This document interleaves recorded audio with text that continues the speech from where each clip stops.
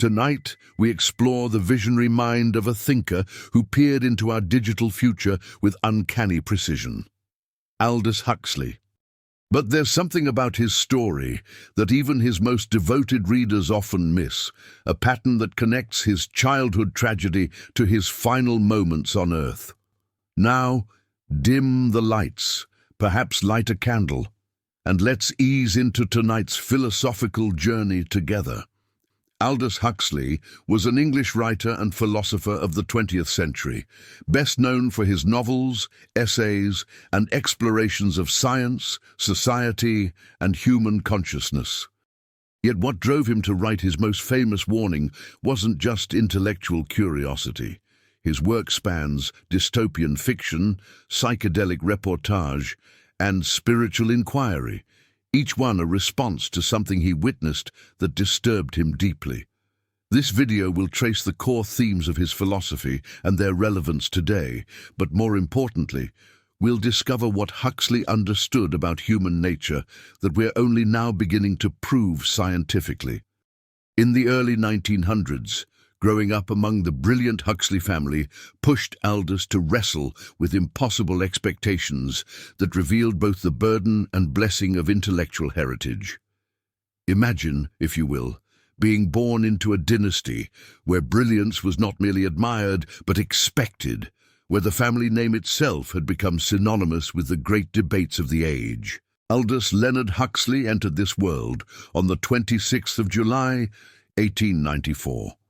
In the quiet Surrey town of Godalming, nestled among the gentle hills of England's countryside. Yet there was nothing quiet about the intellectual thunderstorms that surrounded his cradle. His grandfather, Thomas Henry Huxley, was known across the English-speaking world as Darwin's bulldog, the fierce defender of evolution who had stood in the great Oxford debate of 1860 and challenged the very foundations of religious orthodoxy. This was the shadow under which young Aldous would learn to walk and eventually to think for himself. The Huxley household was no ordinary home. It was a living symposium where dinner conversations might wander from comparative anatomy to the nature of consciousness, from the latest scientific discoveries to questions of ethics and belief. Aldous's father, Leonard Huxley, was himself a writer and scholar who edited the Cornhill magazine, one of the great literary publications of the era. His mother, Julia Arnold, came from equally formidable stock. She was the niece of Matthew Arnold, the celebrated poet and critic whose meditations on culture and society had shaped Victorian thought. Julia herself was no passive observer of intellectual life. She founded Prior's Field School and personally oversaw the early education of her children in her husband's well-equipped botanical laboratory. Here, among specimens and microscopes, young Aldous first encountered the wonder of systematic inquiry. His brother Julian would later remember him as a child who frequently contemplated, as he put it, the strangeness of things. Even his childhood nickname, Ogie, short for ogre, hinted at something unusual in this contemplative boy, perhaps a depth of perception that set him apart from ordinary children, but this gift of seeing deeply would exact a terrible price. And so we can gently turn our attention to what it meant to carry such a legacy. His grandfather, Thomas Henry Huxley, had coined the very term agnosticism in 1869. Giving language to the honest admission that some things lie beyond human certainty. This was no small philosophical contribution. It was a way of framing the limits of knowledge itself, of saying that intellectual humility is not weakness, but wisdom. Thomas Henry had been largely self-taught, rising from a family that had fallen on hard times to become one of the finest comparative anatomists of his century. He had taught himself German, Latin, and Greek, had mastered invertebrate and vertebrate biology through sheer determination. This story of intellectual self-creation surely echoed through the family consciousness as both inspiration and impossible standard. Aldous's brother Julian would grow to become a renowned biologist in his own right, eventually serving as the first Director General of UNESCO. His half-brother Andrew would win the Nobel Prize in Physiology. The Huxley name was not merely inherited. It was a mandate to achieve, to think, to contribute something lasting to human understanding. And yet, achievement alone wouldn't protect Aldous from what was coming. Let that thought rest for a moment as we consider what this means for our own lives. For do we not all, in some measure, live beneath the weight of expectation? Perhaps not the expectation of a famous family, but the expectations of our age, the relentless pressure to perform, to optimize, to demonstrate our worth through achievement after achievement. Modern life mirrors this Victorian pressure in ways Aldous himself would later examine with devastating clarity. But what he discovered about escaping this pressure wouldn't come until much later, after his losses had taught him what no books could. We scroll through the accomplishments of others. We measure ourselves against curated images of success. We feel the weight of all that we have not yet become. The insight young Aldous was absorbing in those Surrey gardens remains profoundly relevant today. Knowledge can guide us, yes, but it can also overwhelm us if we forget that understanding is a journey, not a destination. The Huxley family demonstrated both the heights that disciplined inquiry can reach and the crushing pressure that accompanies great expectations. Aldous would later write extensively about this tension, the human need for meaning wrestling against the burden of perpetual striving. There is a gentle wisdom to be drawn from this foundation of Aldous Huxley's life. He grew up understanding that intellectual heritage is both gift and responsibility, that being born into a family of giants can either inspire us to grow or crush us beneath the weight of comparison. The same choice faces each of us as we navigate a world saturated with information, with the achievements of others constantly before our eyes. We might learn from young Aldous, who found his own path not by rejecting his family's legacy, but by transforming it, by bringing the scientific rigor of his grandfather and the literary sensitivity of his Arnold ancestors into a new synthesis all his own. So perhaps, as you rest tonight, you might hold this thought gently. Embrace curiosity without letting comparison dictate your worth. The Huxley family produced greatness not by demanding conformity to a single mold, but by nurturing the unique vision of each member. Your own intellectual journey need not follow anyone else's path. Like the young boy in Godalming, who gazed through microscopes and contemplated the strangeness of things, you are free to wonder in your own way, to let knowledge be a lantern, not a burden. What if our greatest limitations become our most profound teachers? In 1916, Huxley's failed attempt to join World War I due to his deteriorated eyesight forced him to confront a question that would shape his entire philosophy. What does it mean to live ethically while others fight and die? This wasn't just a philosophical puzzle, it was a wound that would fester until he found an answer that might surprise you. Picture, if you will, a young man in 1916, his eyes scarred by illness, watching from the sidelines as history unfolds in ways he cannot participate in. This was Aldous Huxley's reality, rejected by the British Army due to his failing eyesight, half blind in one eye. He could only observe as the First World War consumed a generation. Yet this rejection, this forced inaction, became the crucible for one of the 20th century's most profound philosophical voices. The year 1916 was pivotal in so many ways. Huxley graduated from Oxford in June of that year with first-class honours, surrounded by classmates who would march off to the Western Front. The trenches of the Somme had opened just months earlier, and every newspaper column spoke of heroism and sacrifice.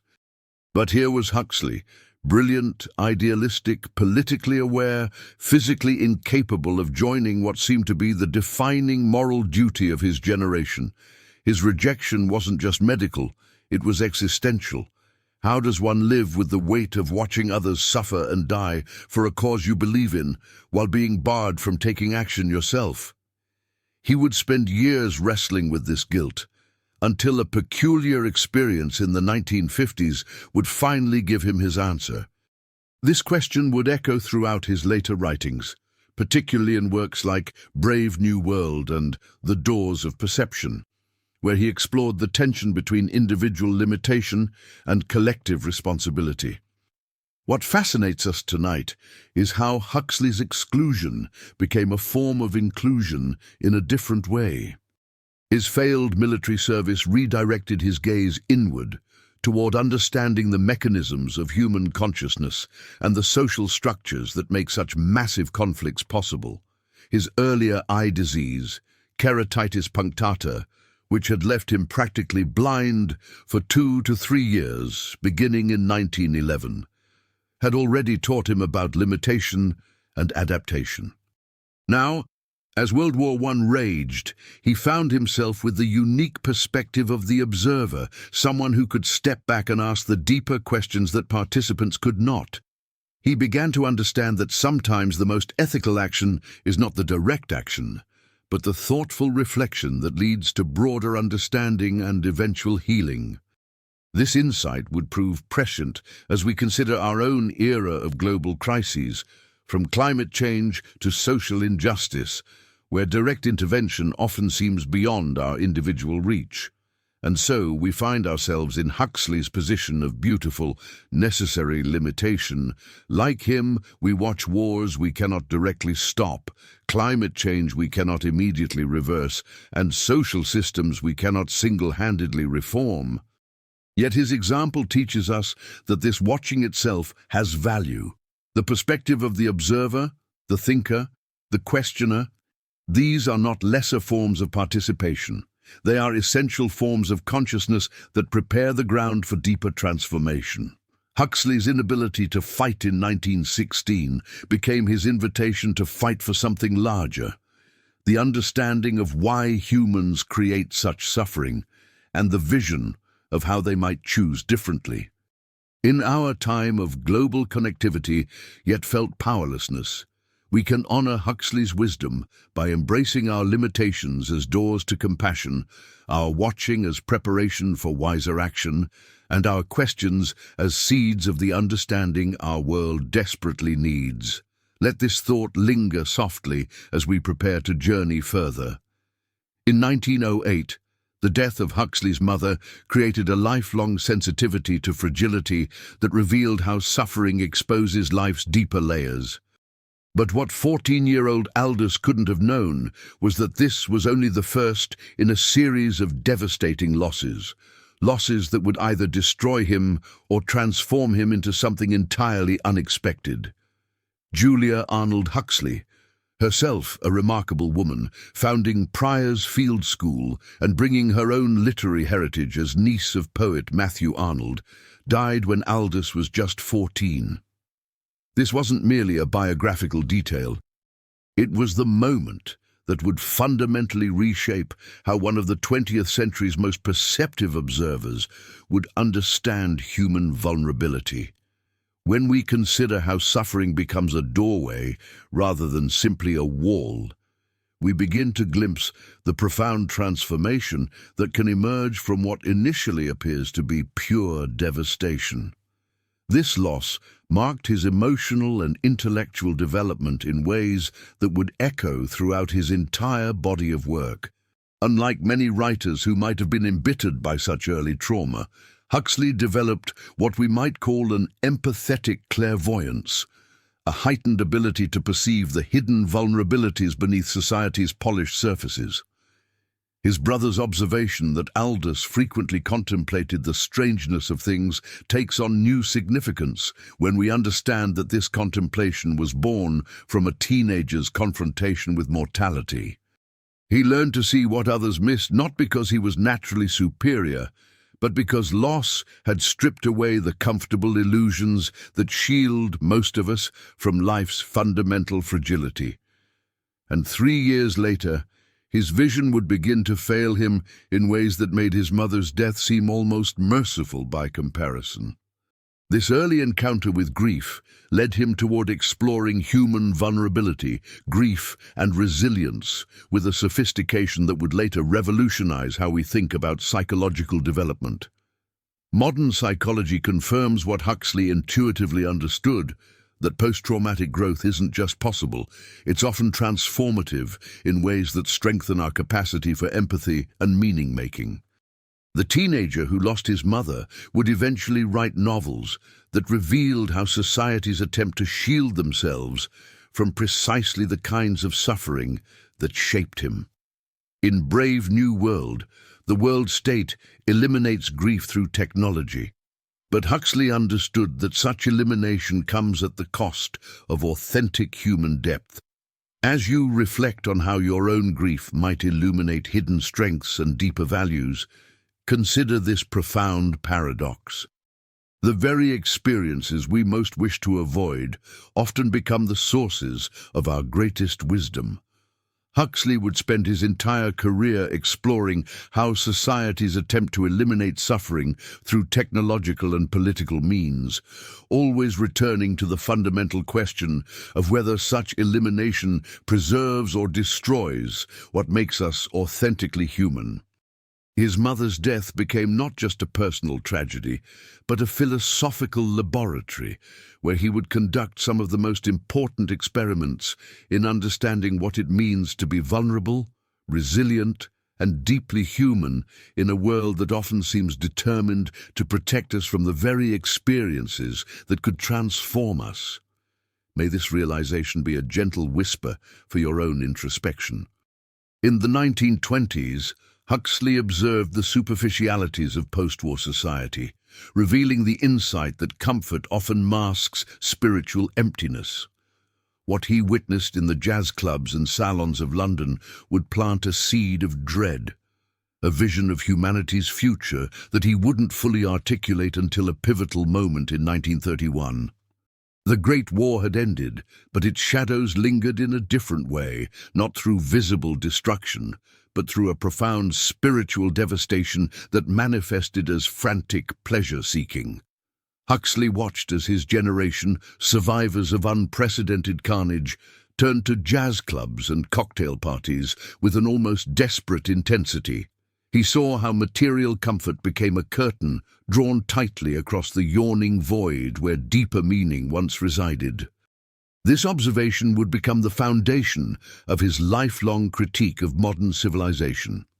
During this transformative decade, Huxley immersed himself in the vibrant literary circles of London and Paris. Absorbing the intellectual ferment of the post-war era, he moved through salons filled with writers, artists, and thinkers, all grappling with questions their parents' generation had never faced. Here, he observed firsthand how a society could simultaneously embrace cultural sophistication while remaining spiritually bankrupt. These circles, while intellectually stimulating, revealed to Huxley the paradox of modern existence. People could discuss philosophy over fine wine while remaining utterly disconnected from authentic spiritual experience. But he didn't yet realize that he was watching a dress rehearsal for something far more troubling. His time among these cultural elites sharpened his satirical edge, teaching him to see through pretension to the emptiness beneath. Travel became Huxley's laboratory for understanding this phenomenon across cultures. He journeyed through Europe and beyond, discovering that the spiritual emptiness he observed in London was not uniquely British, but rather a universal characteristic of modern industrial society. In his novel, Chrome Yellow, published in 1921, Huxley began crafting his satirical voice, using wit as a scalpel to expose the contradictions of his age. He saw how people had replaced genuine spiritual seeking with intellectual games, mistaking clever conversation for wisdom, mistaking cultural consumption for cultural understanding. The pleasure-seeking he witnessed was not merely hedonistic. It was compensatory, a desperate attempt to fill a void that material comfort could never satisfy. Today, we witness this same phenomenon in our social media culture. the digital amplification of the very superficialities Huxley identified nearly a century ago. We scroll through carefully curated lives, consuming entertainment and information with the same desperate intensity that marked the 1920s pleasure seekers. Like Huxley's contemporaries, we have tools that promise connection but often deliver isolation, experiences that promise depth but deliver only surface stimulation. The practical application here is profound. We must consciously choose depth over distraction in our daily routines. This means setting aside our devices and sitting quietly with our thoughts, reading books that challenge rather than comfort us, engaging in conversations that probe rather than merely entertain. Huxley's insight remains our challenge: to live in comfort without becoming comfortable with emptiness, to embrace modern convenience while maintaining our hunger for genuine meaning and authentic spiritual growth. Let this reflection rest as we prepare to delve deeper into Huxley's philosophical labyrinth. What if the pursuit of pleasure quietly erodes freedom? This question, crystallized in Huxley's reflections during the early 1930s, reveals one of modernity's most profound paradoxes. And there's a detail about how he wrote his most famous book, a detail that reveals just how urgent his warning felt to him. But we'll return to that in a moment. Picture, if you will, a society where every human need is anticipated, every discomfort eliminated, every desire fulfilled at the moment of its birth. This was not merely dystopian fiction for Huxley. It was a mirror held up to the trajectory he witnessed in his own era, and one that grows more relevant with each passing year.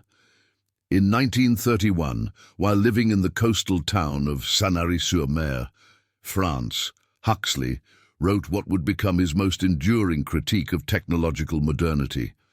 But here's what makes this remarkable.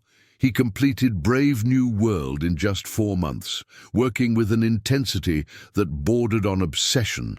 What was chasing him? What did he see that made this warning feel so desperately urgent?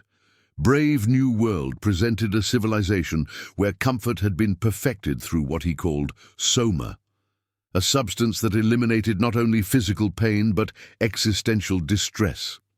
The citizens of this world state were conditioned from birth to find perfect contentment in their assigned roles. They experienced no anxiety about purpose, no anguish over meaning, no restlessness that might drive them to question the system that kept them so comfortable. But Huxley understood something that our dopamine-driven digital age makes painfully clear. The path to unfreedom is rarely paved with violence or chains.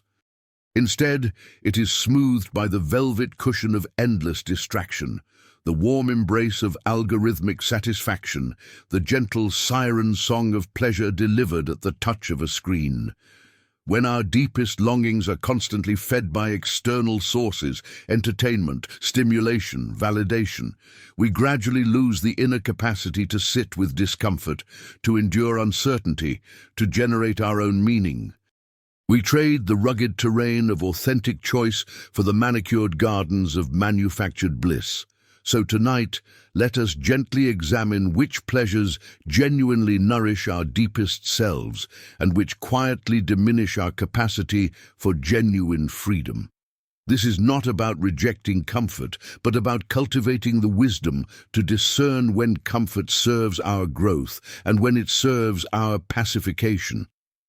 In this distinction lies the difference between a life lived and a life merely endured. Let that thought settle gently as we journey onward.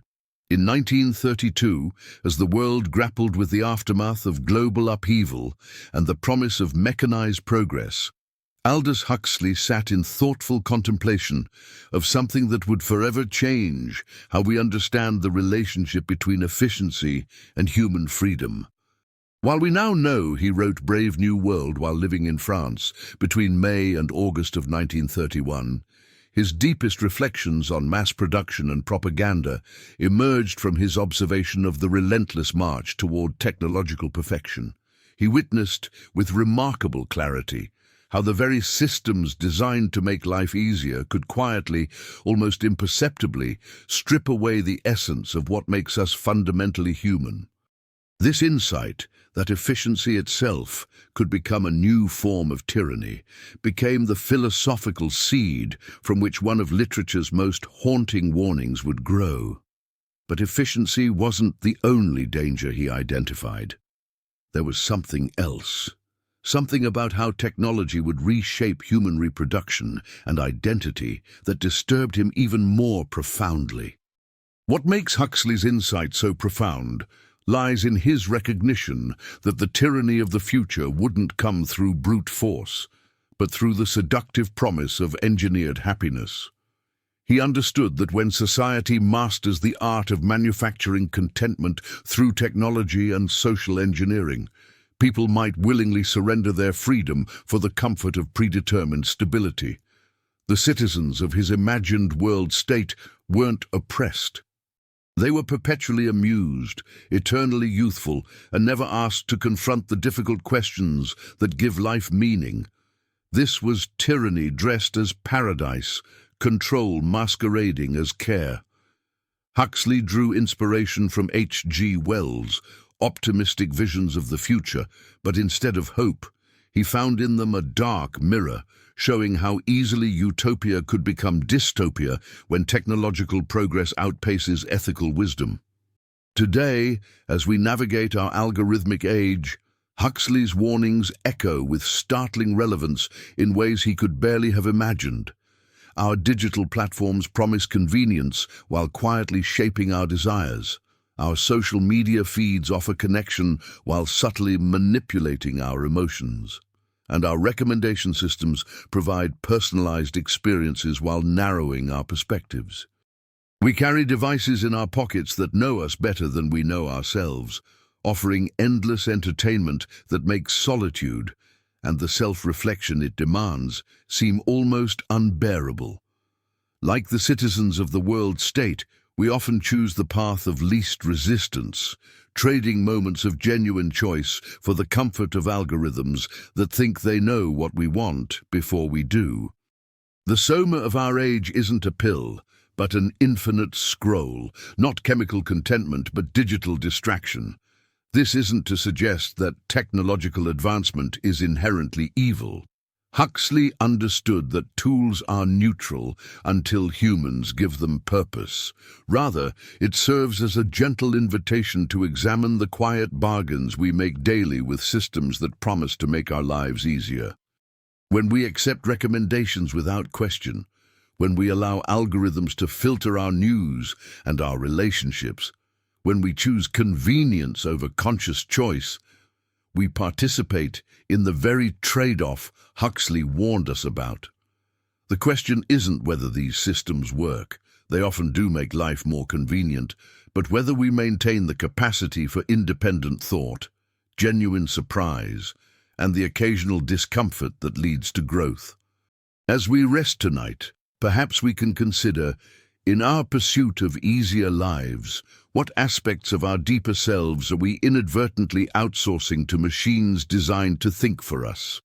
The seeds of tomorrow's world are planted in today's small choices.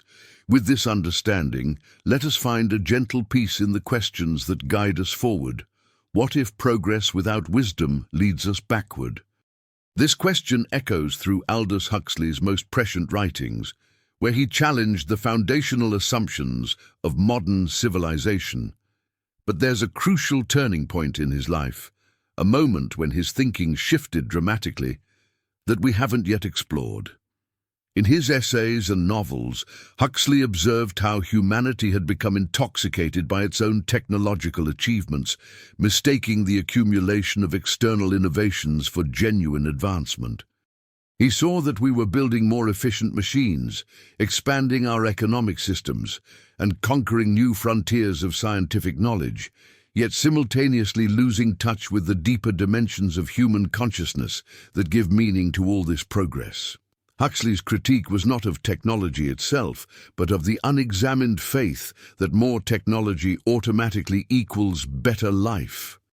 In works like The Perennial Philosophy and his essays on mysticism, he proposed that true progress must be two-dimensional, outer innovation coupled with inner development.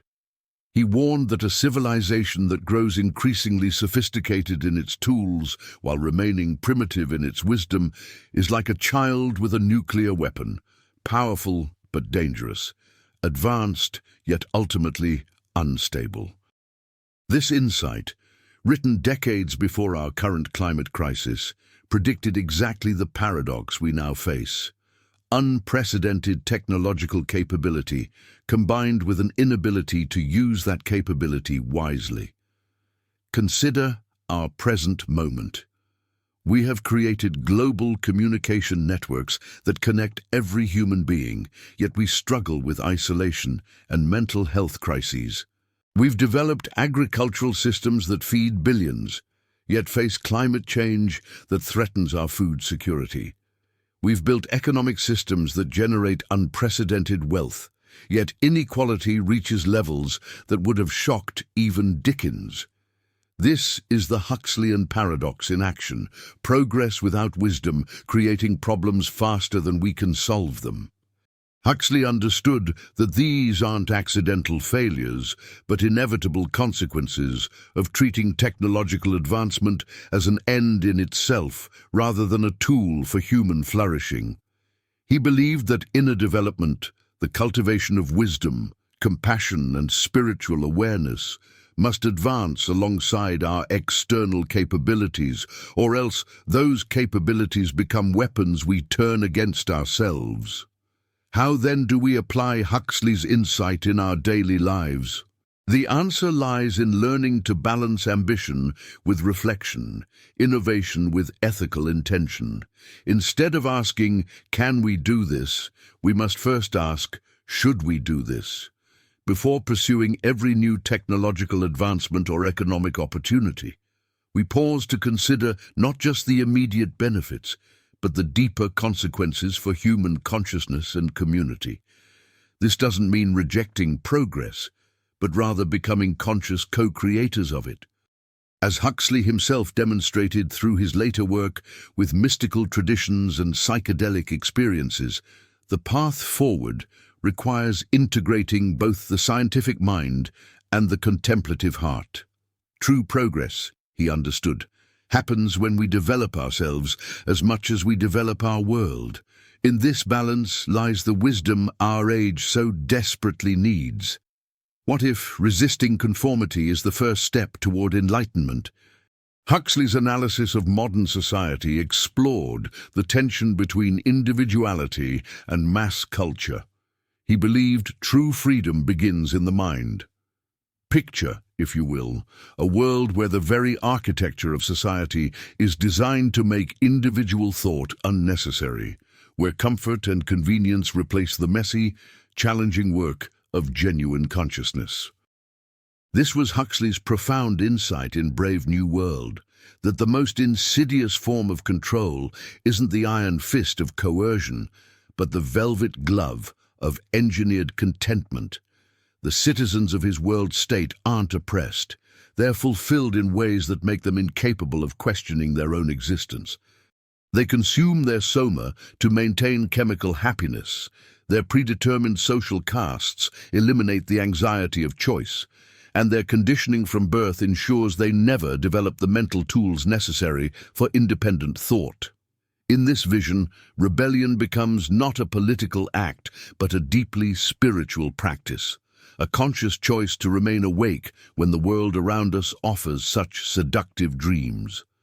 Today's world pressures us to conform through trends and digital echo chambers, and here is where Huxley's vision proves remarkably prescient, for our contemporary moment bears striking resemblance to his fictional future. Consider the algorithms that curate our news feeds, creating personalized realities where our existing beliefs are gently reinforced rather than challenged. These digital systems function much like the conditioning of Brave New World, not through punishment, but through reward.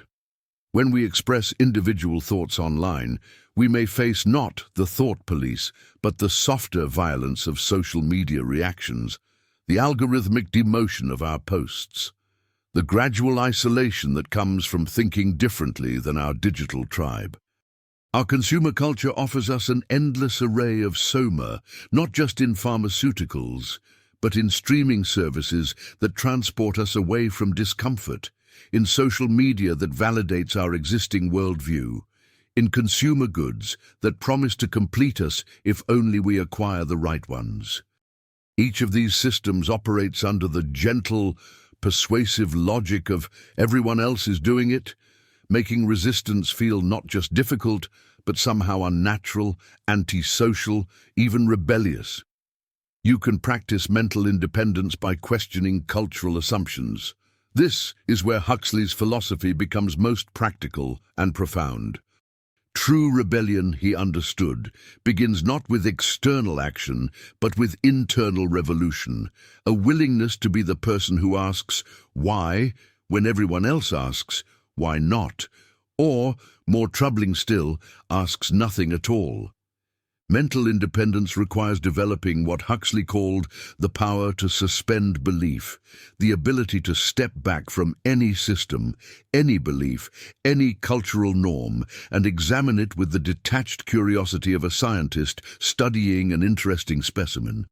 This doesn't mean becoming a cynic or rejecting all social bonds. Rather, it means maintaining what we might call conscious citizenship, participating in society while remaining awake to its underlying assumptions. Practice this by regularly asking, what am I accepting without question? What would happen if I temporarily suspended belief in this particular cultural assumption? How might I be being conditioned by systems I assume to be neutral or beneficial? These questions create what Huxley called mental space, the breathing room necessary for authentic thought to emerge. The beautiful paradox Huxley reveals is that the individual who resists conformity isn't fighting against society, but for the possibility of genuine community, communities built on authentic choice rather than manufactured consensus. When you practice mental independence, you become what he called a properly integrated person, someone who can engage fully with life while remaining grounded in their own deeper wisdom. This isn't the lonely rebellion of the isolated individual, but the foundation for meaningful connection. Only those who have developed inner freedom can offer genuine love, authentic friendship, and true solidarity with others. The person who has done the work of questioning cultural assumptions becomes a source of clarity for others, a reminder that another way of being is always possible. In this sense, the rebel serves not just themselves, but the entire community, keeping alive the possibility of consciousness itself, ensuring that the future remains open to transformation rather than locked into the predetermined patterns of the present moment. Let this thought rest gently with you as we continue our exploration. In 1945, as the world emerged from its darkest hour, Aldous Huxley turned his gaze towards something that would transform not just his own writing, but our entire understanding of spiritual wisdom. This marked the publication of The Perennial Philosophy, a work that revealed his profound insight that beneath the diverse forms of human spiritual expression lies a common inner truth that transcends all boundaries of culture, tradition, and time. And so we find ourselves at a crucial turning point in Huxley's intellectual journey, from the sharp satirist of technological dystopia to the gentle explorer of universal mysticism. This was not merely a change in subject matter, but a fundamental shift in how he understood the deepest questions of human existence.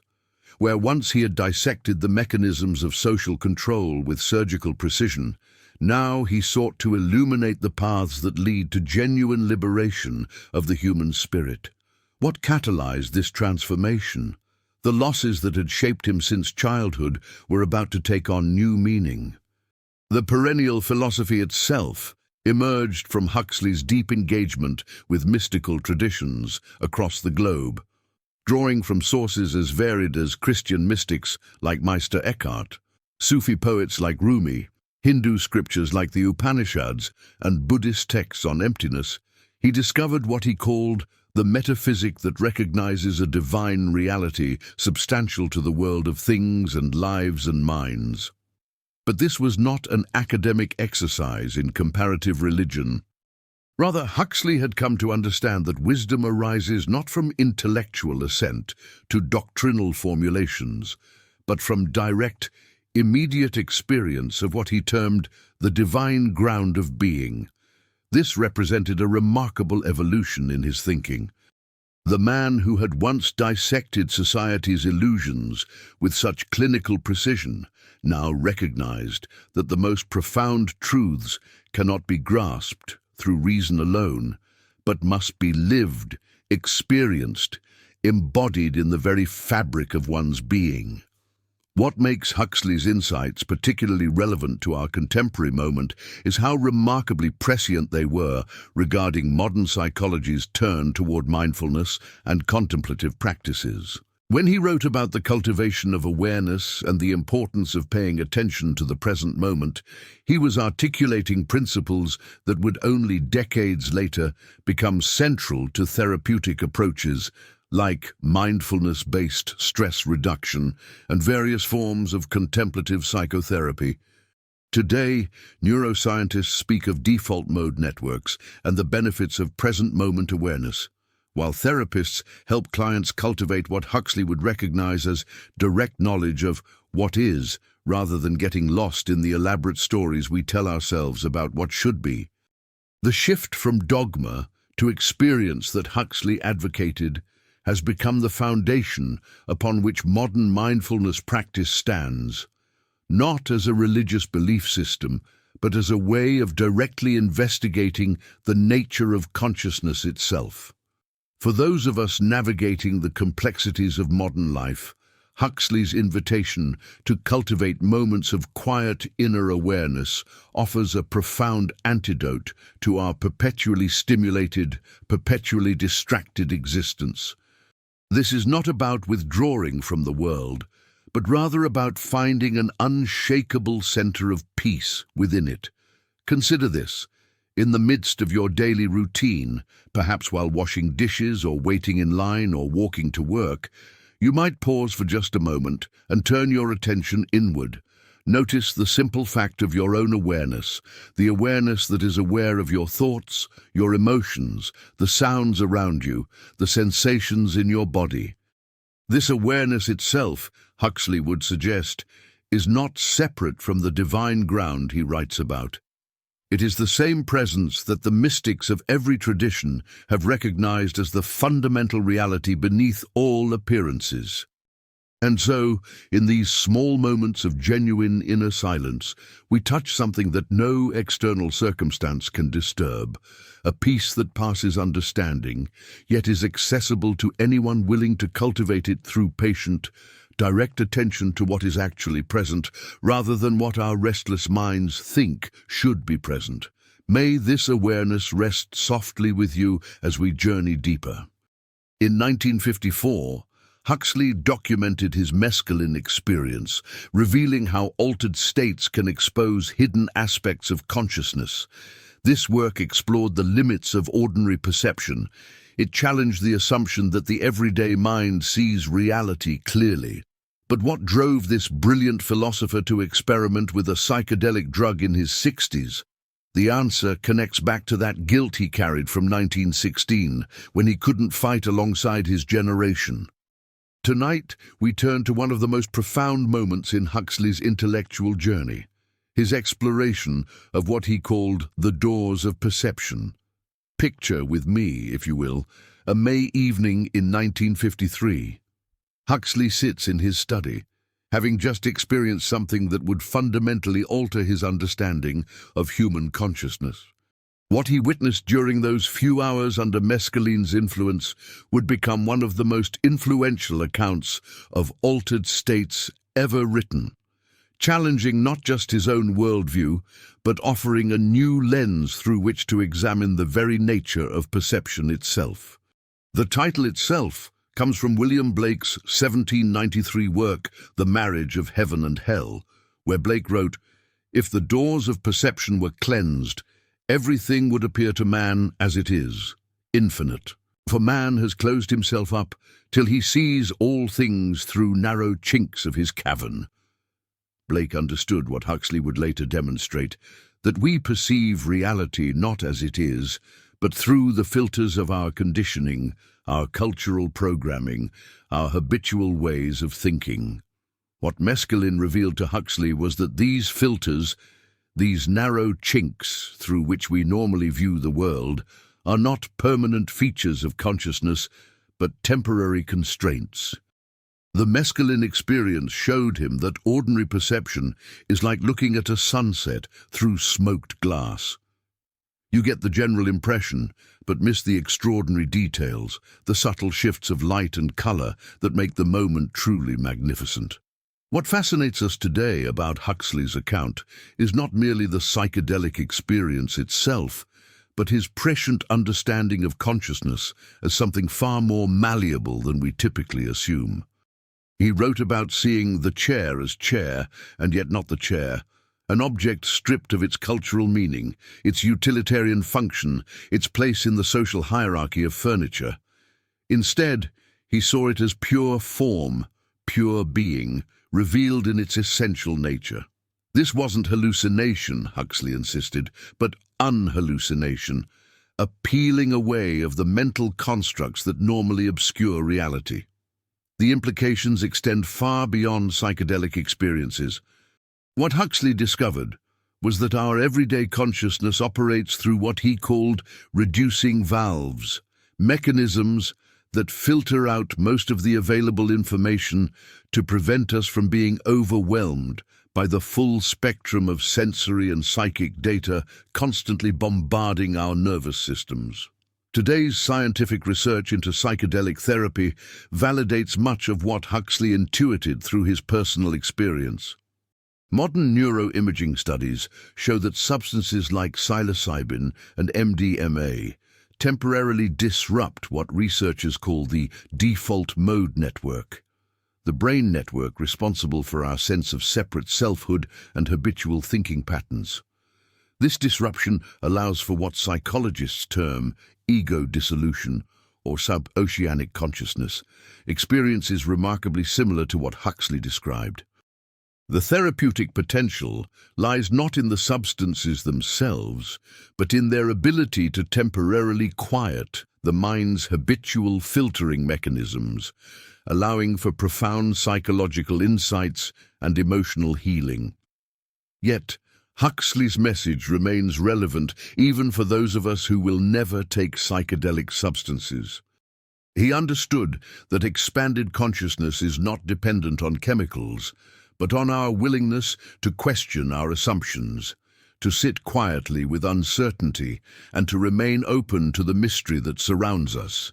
In a world of constant digital stimulation and curated information, Huxley's call to cleanse the doors of perception feels more urgent than ever. As we close this reflection, consider this gentle invitation. What might you see if you could step back from the familiar narratives you tell yourself about reality? What beauty or truth might become visible in the spaces between your thoughts? Let these questions linger as we continue our journey. When Huxley wrote Island in 1962, he imagined a society that balanced freedom, compassion, and consciousness, revealing the difficulty of creating a perfect world. In this final novel, published just a year before his death, Huxley offered what he called a utopia with a heart, a world that seemed to resolve the tensions he had explored throughout his literary career. Unlike the mechanized precision of his earlier dystopia, Island presented something more organic, more human, yet still requiring careful cultivation. The very title itself, Island, speaks to isolation, to the fragility of creating something different in a world that often seems determined to repeat its patterns. And the novel's ending contains a devastating irony that reveals what Huxley had come to understand about human nature. As we explore this vision tonight, we discover that Huxley's greatest insight wasn't that perfect societies are impossible, but that they demand something more challenging than mere technological or political solutions. They require a transformation of consciousness itself. To understand Island fully, we must contrast it with the world Huxley warned us about in Brave New World.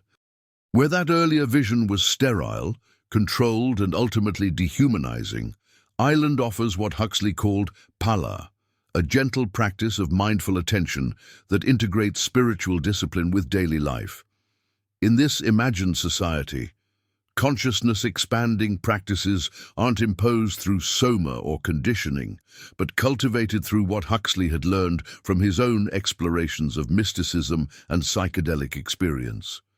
The citizens of this island aren't passive consumers of happiness, but active participants in their own awakening. Yet even here, Huxley doesn't promise perfection. The novel's protagonist, Will Farnaby, arrives from our world bringing with him the greed, cynicism, and spiritual emptiness that characterizes our civilization. This presence serves as a reminder that even the most carefully cultivated utopia remains vulnerable to the darkness it seeks to transform. The cost of maintaining such a society is constant vigilance, ongoing practice, and the courage to face uncomfortable truths about human nature. Today, as we witness the rise of wellness movements, mindfulness practices, and technological solutions to human suffering, Huxley's insights feel remarkably prescient. We see communities attempting to create their own islands of sanity, intentional communities, digital detox centers, meditation retreats, and social movements promising transformation.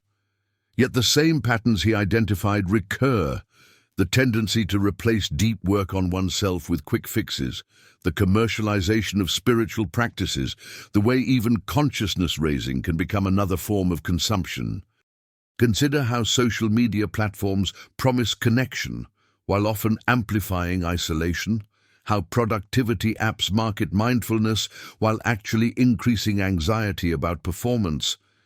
These aren't failures of technology, but failures of understanding about what genuine consciousness work requires. Huxley knew that transforming society means transforming the awareness with which we approach it, not just adopting new techniques, but fundamentally changing our relationship to attention, to suffering, to each other, and to the sacred dimension of existence itself. Perhaps the deepest wisdom in Island lies not in its vision of a perfect society, but in its recognition that the work of creating better worlds never ends. The island in Huxley's imagination isn't a destination, but a practice, a daily choosing of compassion over convenience, of consciousness over consumption, of genuine connection over mere contact.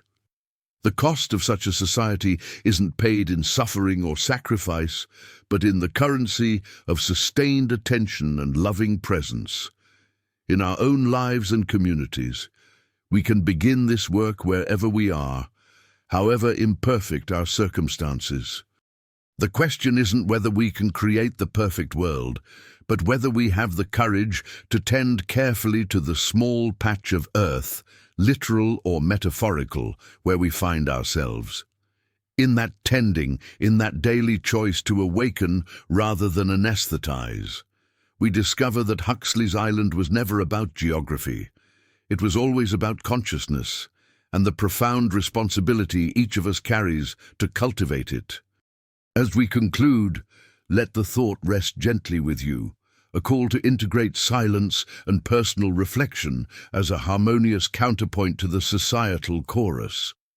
In Brave New World, citizens drown in pleasure, revealing Huxley's insight that distraction can be more dangerous than oppression. Consider this thought for a moment. We have spent so much of human history fearing the tyrant who arrives with chains and prisons, the dictator who burns books and silences dissent. And yet, Huxley whispered to us from 1932, what if the greater danger comes not from those who take our freedoms away, but from those who convince us to surrender them willingly? What if we are not conquered by force, but seduced by comfort? In the world state of his novel, there are no secret police. There are no gulags. There is only an endless cascade of pleasure, a warm bath of sensation that citizens sink into, never questioning why they cannot seem to stand up and leave. The novel shows how constant amusement numbs critical thought. And this is perhaps Huxley's most haunting contribution to our understanding of power.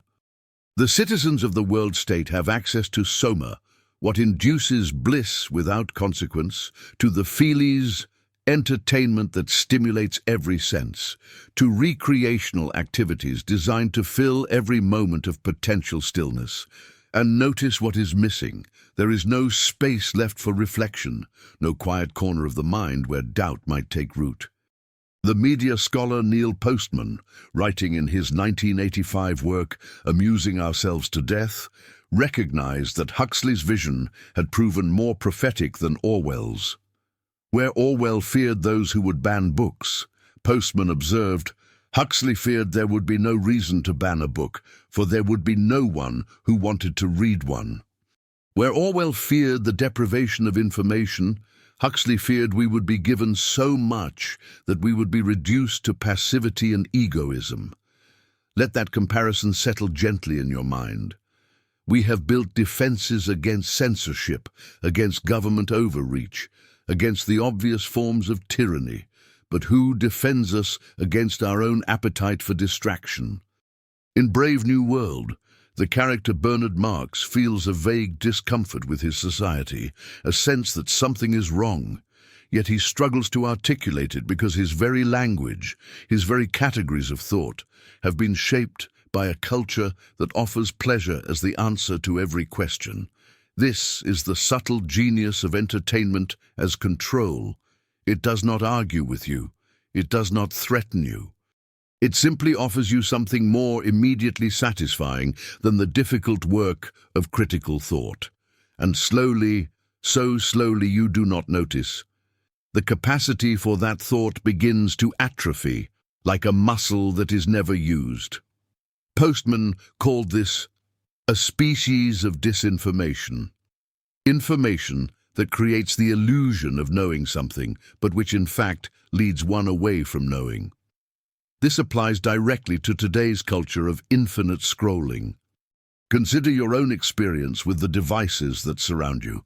How many times have you picked up your phone for a specific purpose, only to emerge 30 minutes or an hour later, having watched videos, scrolled through feeds, consumed content you cannot quite remember without ever completing the original task? This is not a failure of willpower. It is the fulfillment of Huxley's prophecy. These platforms are engineered with tremendous sophistication to capture and hold attention. They offer an endless stream of novelty, each piece of content just interesting enough to keep you from the uncomfortable stillness where reflection lives. We are not oppressed by these systems. We choose them. We return to them. We feel anxious without them. And in this voluntary surrender of our attention, we enact precisely the scenario Huxley imagined. So what wisdom can we draw from this recognition? Huxley was not simply a pessimist crying out against the future. He was offering us a mirror, a chance to see ourselves before the process is complete. You can apply this insight by setting boundaries around media consumption, by creating deliberate spaces of silence where nothing entertains you, where you must sit with your own thoughts and discover what arises.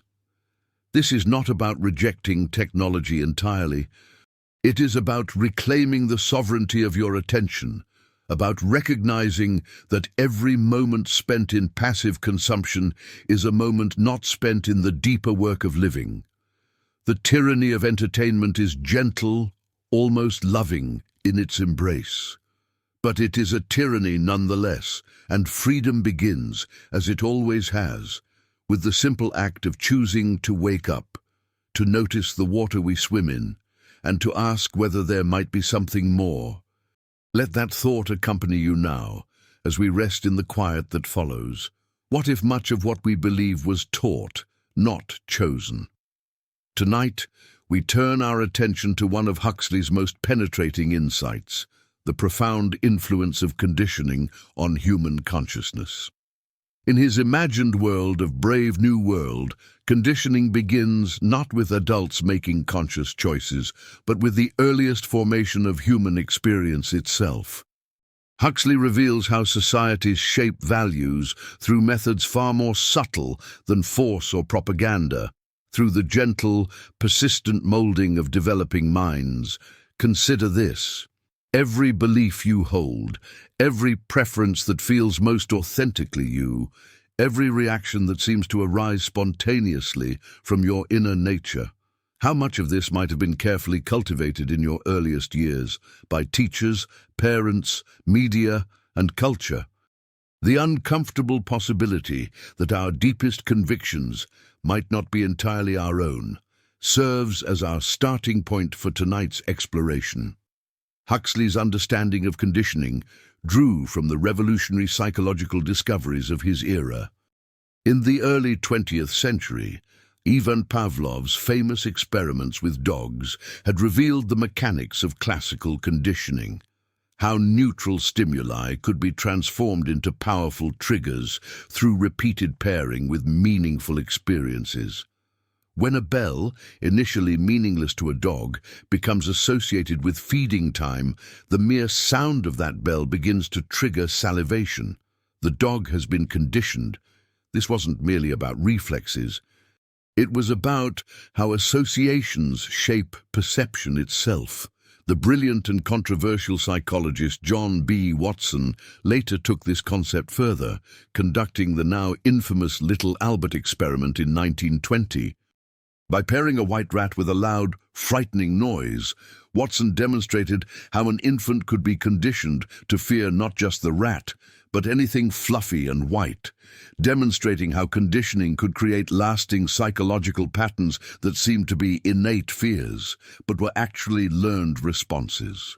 What fascinated Huxley was how this psychological mechanism could be scaled from individual conditioning to societal programming. In his dystopian vision, conditioning begins at the very moment of conception, or more precisely, at the moment of artificial gestation. Children in his imagined society are systematically exposed to specific associations designed to produce predetermined responses to class, work, and leisure. But Huxley's genius lay not in presenting this as crude brainwashing, but as something far more insidious, a comprehensive social curriculum that feels natural and even desirable to those being conditioned. This insight proves remarkably prescient when we consider modern neuroscience. Contemporary research on neuroplasticity confirms that early experiences literally shape the physical structure of our brains. The pathways formed in childhood, the neural networks established through repeated exposure to certain stimuli, ideas, and emotional patterns create the foundation upon which all subsequent learning and belief formation occurs. Our brains, it turns out, are remarkably plastic, but this plasticity diminishes with age, making early conditioning particularly powerful and enduring. And so we arrive at the most challenging question of all. How do we distinguish between the beliefs that emerge from our authentic selves and those that have been carefully planted by our conditioning? Tonight, we invite you to engage in gentle self-examination. As you prepare for rest, consider which of your deepest convictions might have originated not from your own contemplation, but from the subtle currents of your cultural inheritance. Not to shame or judge these inherited beliefs, but to understand them, to recognize that true freedom begins with understanding the forces that have shaped us. Tomorrow's consciousness rests upon tonight's awareness. In this recognition, we find not the anxiety of losing our identity, but the peace of understanding our beautifully complex formation. Let this awareness settle as we continue. Huxley saw early genetic science emerging, revealing his concern that technology without ethics leads to dehumanization. In the early decades of the 20th century, As eugenic societies flourished across Europe and America, and as laboratories began to unlock the secrets of heredity, Huxley watched with a philosopher's wariness. He understood, perhaps better than most intellectuals of his era, that scientific capability and moral wisdom do not advance at the same pace. The ability to do something, he recognized, arrives long before the collective understanding of whether we should do it. This gap, this chasm between what we can accomplish and what we ought to attempt, became one of the central preoccupations of his thought. And what he feared most wasn't the technology itself, but what it would reveal about human nature when we finally possess the power to redesign ourselves. And so tonight, as we rest in the quietude of this hour, let us contemplate this enduring tension, the ethics of technology, and what it means for us who live in an age where Huxley's warnings have become our daily reality. He questioned what humanity loses when we control nature too tightly. In Brave New World, written in just 4 months during 1931, Huxley imagined a society where human beings are manufactured in vast state incubators, where rows upon rows of bottles replace the warmth of the womb. The Bokanovsky process, that fictional technology of mass-producing identical human beings, was his meditation on the logical endpoint of treating people as products. But Huxley was not merely afraid of the technology itself. He was afraid of a humanity that would willingly surrender its freedom for comfort, that would trade the messiness of genuine emotion for the sterile efficiency of conditioning. Consider the citizens of his world state. They are not enslaved by chains or brutal overseers. They are enslaved by their own engineered contentment. They have lost something essential, the capacity for genuine struggle, for authentic choice, for the painful but precious experience of being fully human. This is what Huxley meant by dehumanization, not the destruction of the body, but the quiet erasure of the soul. By 1958, when Huxley published Brave New World Revisited, he observed with considerable alarm that many of his fictional warnings were arriving faster than he had anticipated. He wrote then that science and technology should be used as though they had been made for man, not as though man were to be adapted and enslaved to them. Let that phrase settle into your thoughts for a moment. Technology made for man, not man made for technology. This distinction, so simple to state, proves remarkably difficult to maintain in practice. Think of how we speak today about artificial intelligence, about algorithms that learn our preferences, that predict our behaviors, that shape what we see and what we believe. Think of biotechnology that promises to edit the very code of life, to eliminate diseases, yes, but also to select for traits, to enhance, to optimize. Think of surveillance systems that watch our movements, record our conversations, catalogue our associations. In each case, we might ask Huxley's essential question: are we using these tools to serve human flourishing, or are we reshaping human beings to serve the tools?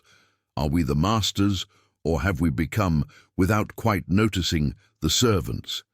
In his final novel, Island, published in 1962, Huxley offered a counterpoint, a vision of a society that used science and technology consciously, deliberately, in service of genuine human development. The fictional island of Pala represents what he called the possibility of sanity, a middle path between primitive rejection and uncritical embrace of technological power. The Palanese developed their technologies with constant attention to the question of ultimate purpose. They asked not merely whether something could be done, but whether doing it would contribute to human beings' highest possibilities. This approach, what Huxley called a kind of higher utilitarianism, placed ethical reflection at the very foundation of technological choice. And here we find the practical wisdom that Huxley offers across the decades to our present moment.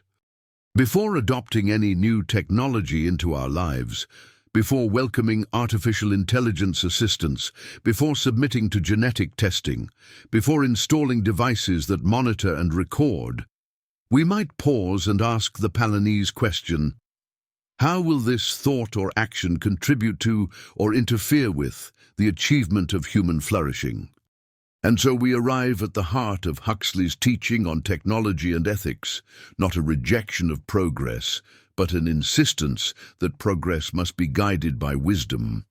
He believed that humanity possesses within itself the capacity for genuine discernment, the ability to distinguish between technologies that liberate and technologies that diminish. But this capacity must be cultivated. It requires that we slow down, that we refuse the breathless pace of innovation for its own sake, that we ask uncomfortable questions about what we are becoming as we adopt each new tool. Tonight, as you rest in the peaceful darkness, perhaps you might carry with you this gentle practice, a moment of ethical reflection before each technological choice, not fear, never fear, but thoughtful consideration. For in this consideration, in this willingness to pause and question, lies the seed of a humanity that remains truly human, capable of wonder, capable of love, capable of that higher consciousness that Huxley sought throughout his remarkable life. Let this thought accompany you now into the quiet spaces of contemplation, into the restorative stillness of sleep. What if freedom begins with mastering the mind? This is the profound question that Aldous Huxley invites us to contemplate as we explore the deepest layers of his philosophical vision. In the quiet corners of consciousness, where thought becomes both prison and key, Huxley discovered that true liberation emerges not from changing the world around us, but from transforming our relationship to the world within us. He understood that the human mind, in its natural state, operates like a restless ocean, constantly moving, often turbulent, capable of both great beauty and overwhelming chaos. But what if this same ocean could be navigated with wisdom? What if the freedom we seek externally is actually waiting to be discovered internally, in the spaces between thoughts, in the moments of pure awareness that exist beyond the endless stream of mental commentary? Huxley's insight that liberation arises from awareness, attention, and self-transcendence emerges from his deep engagement with both Eastern philosophy and Western psychology. In his later works, particularly The Perennial Philosophy and The Doors of Perception, he explored how ancient contemplative traditions understood the relationship between consciousness and freedom. The Buddhist concept of samsara, the cycle of suffering caused by attachment and misunderstanding, finds its parallel in Huxley's recognition that our mental habits often trap us in patterns of reactivity that feel like psychological prisons. But more importantly, he discovered that these same traditions offered practical pathways to freedom through the cultivation of pure awareness. Awareness that observes without judgment, that notices without grasping, that exists in the present moment without being enslaved by the past or anxious about the future. This is the mind mastery he speaks of, not control through force, but transformation through understanding and gentle guidance. What makes Huxley's approach particularly relevant today is how it aligns with cutting-edge research in mindfulness psychology and neuroscience. Contemporary studies consistently demonstrate that practices of mental stillness, meditation, contemplation, mindful awareness literally reshape the brain's structure and function. The anterior cingulate cortex, associated with emotional regulation and decision-making, becomes stronger through contemplative practice. The amygdala, our brain's alarm system, becomes less reactive to stresses. Most remarkably, research shows that even brief daily practices of mindfulness create measurable changes in well-being within just 8 weeks. But Huxley would likely say this misses the deeper point.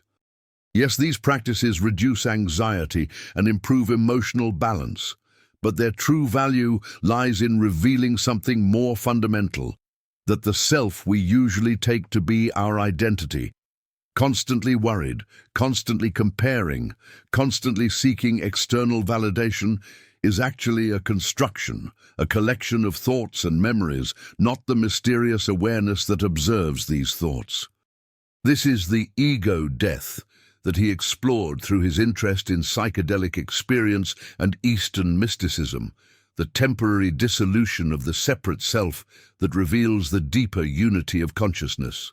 And so, we return to the practical wisdom that Huxley offers, the development of small daily rituals of mental stillness. This might be 5 minutes each morning of simply sitting quietly, watching the breath without trying to control it. It might be throughout the day, pausing for 3 conscious breaths before responding to a challenging situation. It might be a practice of mindful eating, where we actually taste our food instead of rushing through meals while thinking about other things. These are not dramatic transformations, but gentle invitations to discover that freedom has always been available, waiting in the present moment. In a world that teaches us to seek liberation through external achievement, more money, more status, more security, Huxley reminds us that the deepest freedom cannot be given or taken away by circumstances. It emerges from within, from the recognition that we are not our thoughts, not our emotional reactions, not the stories we tell ourselves about who we are. We are the awareness in which all these experiences arise and dissolve. And in that recognition lies not just psychological freedom, but the beginning of wisdom, the understanding that true peace comes not from changing our experience, but from relating to our experience with profound compassion and clarity. In the stillness of the mind, we discover that we have always been free. May this understanding rest gently within you. Huxley saw algorithmic manipulation coming decades before it arrived, and his insight explains why digital systems shape desire so effectively. In 1931, when Huxley was writing Brave New World in his villa in southern France, he was already observing the early seeds of what we now call algorithmic control. He wrote about a society where technological sophistication would become so seamless that people would embrace their own manipulation. Today, we can see this prophecy unfolding with remarkable precision in our daily digital interactions. Huxley's genius lay in understanding that future control wouldn't require force, but rather the careful orchestration of desire itself. He predicted a world where people willingly surrender agency for convenience, and this is reflected nowhere more clearly than in our current digital landscape. Every targeted advertisement, every personalized feed, every algorithmic recommendation represents exactly the kind of soft control Huxley envisioned. The system doesn't need to restrict your choices when it can make you want exactly what it wants you to want. Consider how today's social media platforms employ what Huxley might have recognized as sophisticated conditioning techniques. The endless scroll, the dopamine-triggering notifications, the carefully curated content feeds. These create precisely the kind of psychological dependency that Huxley described in his World State. The technological environment shapes your desires before you're even consciously aware of having them.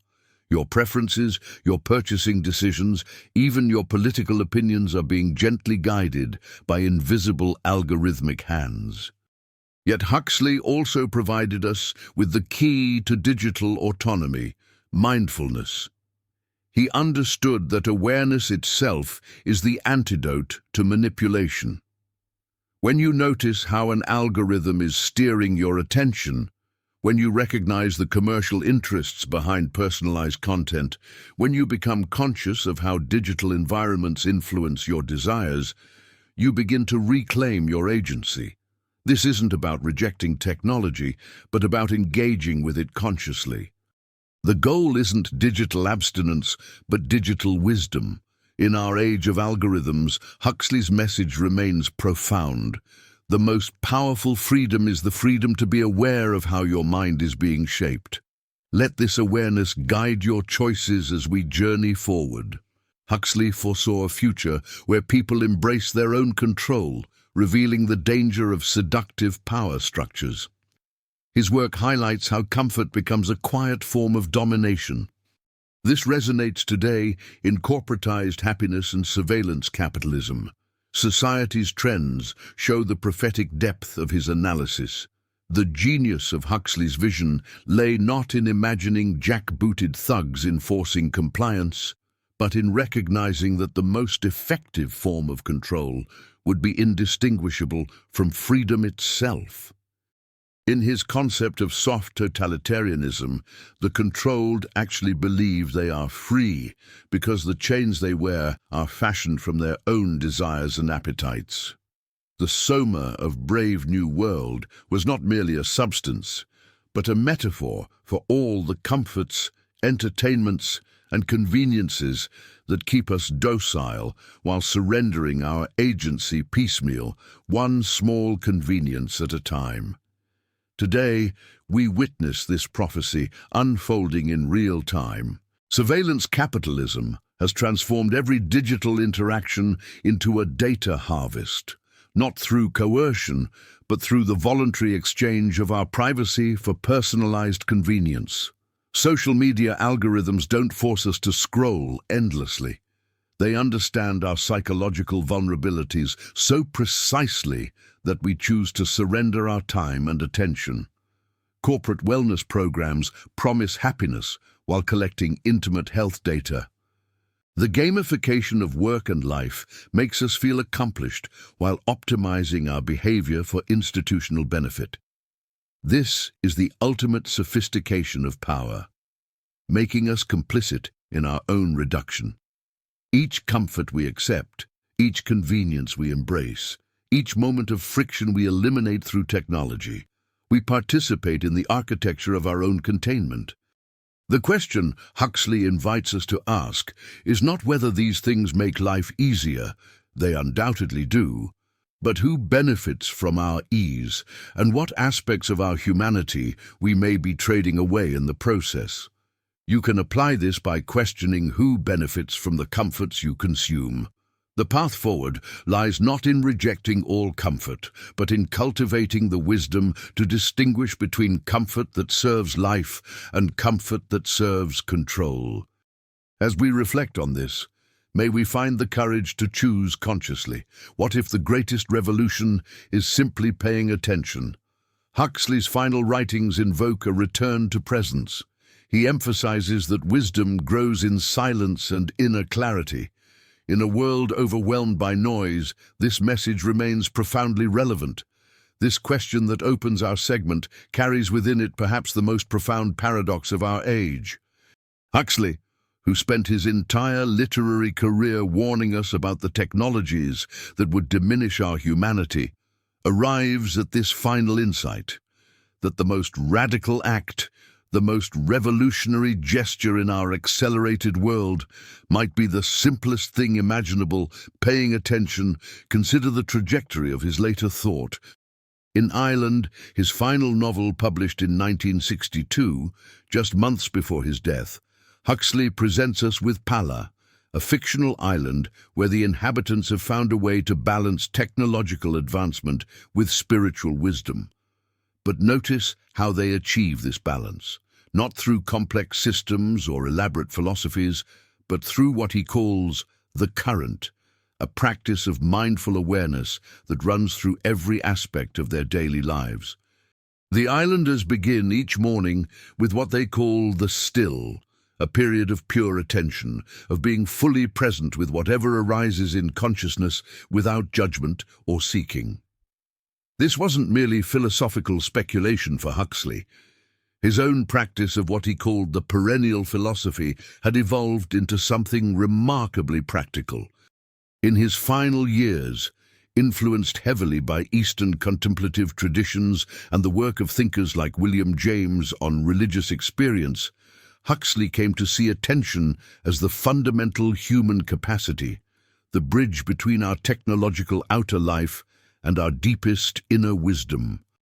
He wrote in The Perennial Philosophy that the mystery of love is revealed in the act of attention itself.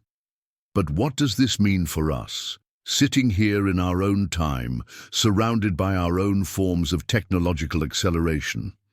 You can apply this by slowing down and inviting mindful presence into daily life. And here lies the gentle paradox that Huxley leaves us with. In an age that demands our constant attention to external stimuli, the most subversive act is to turn that same capacity for attention inward, to notice not just what we're consuming, but the consciousness that is doing the consuming. To observe not just the messages coming at us, but the awareness that receives them. In our smartphones, our feeds, our notifications, Huxley would remind us that we carry with us the same fundamental human capacity for presence that has been the foundation of wisdom across cultures and centuries. The revolution he points toward isn't one that requires us to tear down systems or overthrow governments. It's a revolution that begins with a single breath, a single moment of conscious attention to the miracle of awareness itself. Let this thought rest softly as we approach our final reflection. Huxley's lifelong question, how do we awaken our fullest humanity, reveals a path that blends science, spirituality, and compassion. This final inquiry carries us to the heart of his entire philosophical journey. Throughout our exploration, we have walked alongside Huxley as he witnessed the mechanization of human consciousness, warned us of comfort's seduction, and pointed toward the harder path of conscious awakening. Now, in this moment of synthesis, we find his most profound gift, the understanding that consciousness itself, our awareness, our ability to observe and choose, becomes the instrument of our own evolution. In his later work, particularly The Perennial Philosophy, Huxley revealed how the greatest spiritual traditions, despite their cultural differences, converge on a single insight: that human consciousness, when properly cultivated, becomes our pathway to what he called the divine reality. This wasn't mystical escapism, but rather a scientific spiritual synthesis. He understood that consciousness, our capacity for awareness, reflection, and choice, operates as both the subject and object of transformation. We become conscious of our consciousness, and in that miraculous reflexivity lies the seed of becoming fully human. The ancient contemplative practices, the insights of modern psychology, and the discoveries of quantum physics all pointed toward the same truth. Consciousness is not merely a byproduct of brain activity, but the very medium through which we participate in the cosmic process of becoming. And so we can gently turn our attention to how this understanding transforms our daily existence. When Huxley spoke of living with awareness and integrity, he pointed towards something remarkably practical. In our age of endless distraction and manufactured desires, the act of conscious choice itself becomes revolutionary. Every moment we pause to observe our reactions, every instance where we choose understanding over judgment, every time we opt for genuine connection over superficial stimulation, we are exercising our consciousness as an instrument of growth. The dystopian mirrors Huxley showed us, the screens that think for us, the comfort that numbs us, the efficiency that dehumanizes us, can only hold power over us when we surrender our capacity for conscious choice. But when we remember that we are beings capable of awareness, observing awareness, we discover that true freedom lies not in external liberation, but in the internal cultivation of what Huxley called the mind that sees. Today's challenges, whether they involve the ethics of artificial intelligence, the preservation of human dignity in technological systems, or the cultivation of genuine community in an age of digital connection, call for exactly this depth of being that Huxley envisioned. The path forward requires not just technological solutions or policy changes, but a fundamental shift in how we understand ourselves as conscious beings. We can apply his wisdom by approaching each day with intention, reflection, and kindness. We can practice the discipline of conscious choice, the courage to feel fully, and the humility to remain open to growth. In this way, Huxley's prophetic warnings become not prophecies of doom, but invitations to awaken to our highest possibilities. The dystopian mirror becomes a mirror of possibility, reflecting not what we must fear becoming, but what we can choose to become when we remember that consciousness. Our capacity to love, to wonder, to choose compassion is our greatest tool for growth and our most precious gift as human beings. As we gently close this exploration tonight, let us hold Huxley's final wisdom in our hearts. He died on November 22nd, 1963, the same day as John F. Kennedy and C.S. Lewis, a strange synchronicity that seems almost fitting for a man who spent his life contemplating the mysteries of consciousness and coincidence. In his final moments, unable to speak due to throat cancer, he asked his wife Laura to give him LSD, seeking one last journey into the expanded consciousness he had spent decades exploring. This was not escapism, but a final act of courage, a choice to meet death with the same open awareness he had brought to life. Here at last was his answer to the guilt of 1916, to all those years of watching from the sidelines while unable to act. Consciousness itself is the action. Awareness itself is the contribution. His legacy remains with us, not as a set of predictions that came true, but as an ongoing invitation, an invitation to wake up, to pay attention, to choose consciousness over comfort, depth over distraction, genuine humanity over engineered contentment. In a world that grows more complex and technologically saturated with each passing day, Huxley's voice still whispers across the decades. The question is not whether we can avoid the brave new world he warned us about. In many ways, we already inhabit it.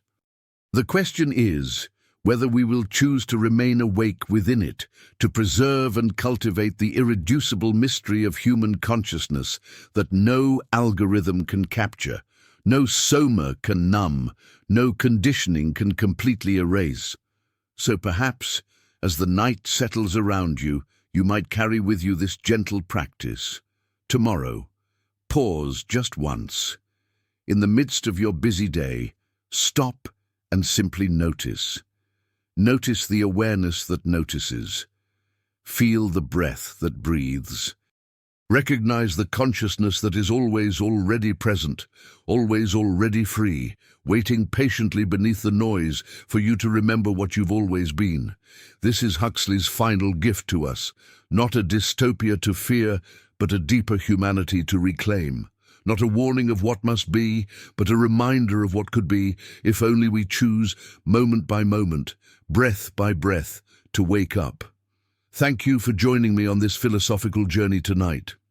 If this exploration resonated with you, consider subscribing and sharing your reflections in the comments below.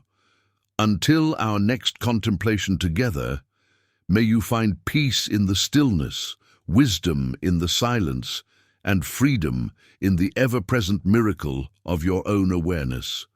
Good night.